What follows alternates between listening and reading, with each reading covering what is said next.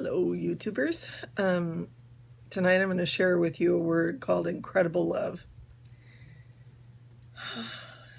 I'm going to start with 1 John 3. It says, "See what an incredible quality of love the Father has given, shown, bestowed on us, that we should be permitted to be named and called and counted the children of God. And so we are. The reason that the world does not know, recognize, acknowledge us is that it does not know, recognize, or acknowledge Him. Beloved, we are even here and now God's children. It is not yet disclosed or made clear what we shall be hereafter." This is the Amplified. That's why there's extra words. "But we know that when He comes and is manifested, we shall, as God's children, resemble and be like Him, for we shall see Him just as He really is. And everyone who has this hope resting on Him cleanses himself just as He is pure, chaste, undefiled, and guiltless." And then Hebrews 3:12-13 says this, "Therefore beware, brethren, take care, lest there be any one of you with a wicked, unbelieving heart, which refuses to cleave to, trust, and rely on Him, leading you to turn away and desert or stand aloof from the living God. But instead, warn, admonish, urge, and encourage one another every day, as long as it is called today, that none of you may be hardened into settled rebellion by the deceitfulness of sin, by the fraudulence, the stratagem, the trickery which the delusive glamour of his sin may play on him." And sin is like that. And pride, blinds us to our own sin. "I want you to know, my children," the Lord began to speak, "how incredibly in love with you I am. I want you to experience that love more than anything. I want you to experience that love more than anything. My Son came and shed His blood on the ground and on the cross, that you could have this restoration of love that enables you to come into the throne room asking for grace in time of need." My glasses are kind of crookedy here, having trouble seeing.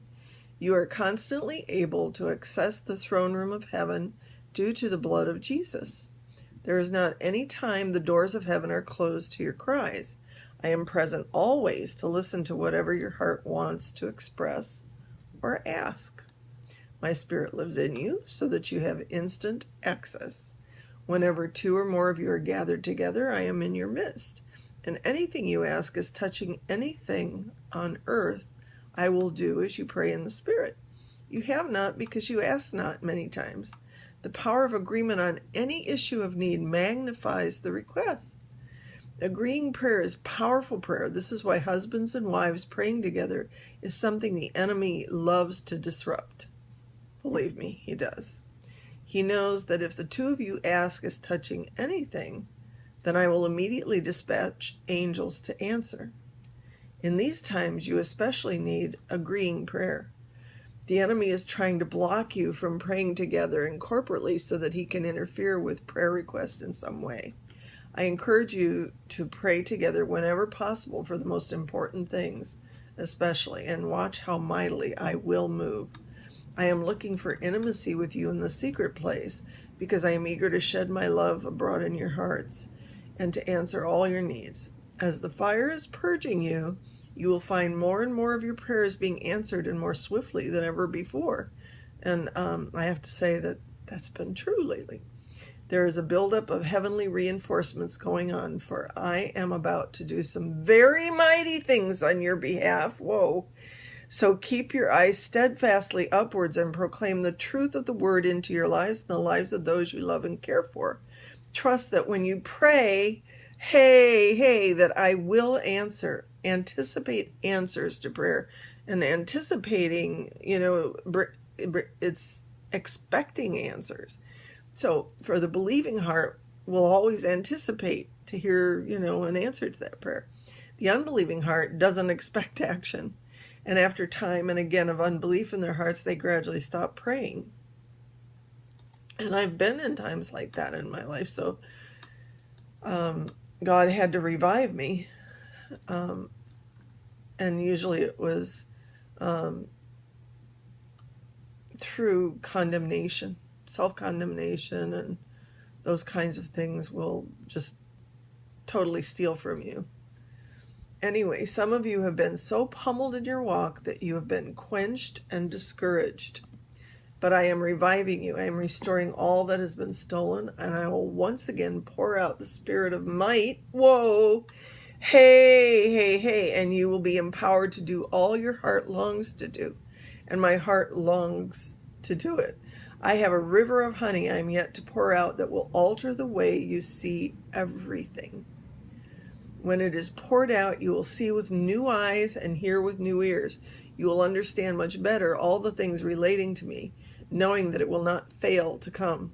I am tipping the giant jar of honey, and all you need to do is look up and lap it in. Grace, grace, grace is coming to you. You can't imagine how long I've longed to do this great and mighty mysterious act.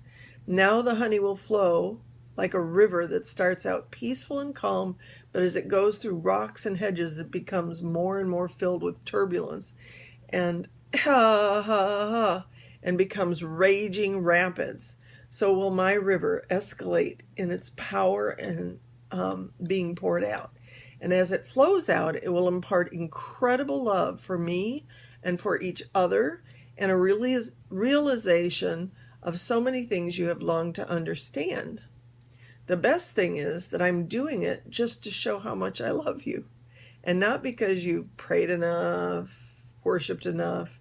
For just as a bridegroom tries to find things to please his wife, I also look for things I can do to bless you and please you and show you my love.